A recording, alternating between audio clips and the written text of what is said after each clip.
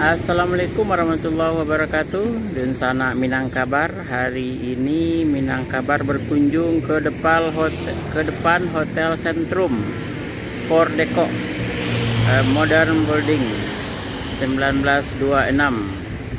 Bangunan hotel yang menjadi kebanggaan kota Fort Deco di masa pemerintah kolonial Belanda, didirikan tahun 1926 ini, bertepatan di dekat atau di pinggir jalan Sudirman Bukit Tinggi.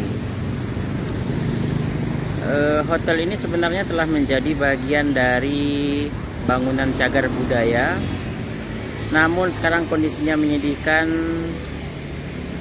Dan pada salah satu bagian pelang di hotel ini, di depan puing hotel ini, kami menemukan pelang yang berisikan sengketa kepemilikan. Foto-foto zaman dahulu tentang hotel ini beredar di Facebook.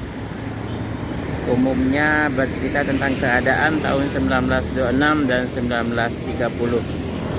Hotel ini ramai dikunjungi oleh para pedagang, terutama para petinggi di masa kolonial Belanda, namun sekarang telah menjadi peninggalan yang tak terurus. Akankah hotel ini akan hancur dimakan zaman? Itulah kepedulian dari kita semua, pemerintah dan si pemilik lahan. Dari depan Hotel Sentrum, Minangkabar, berbagi kabar Ranah Minang.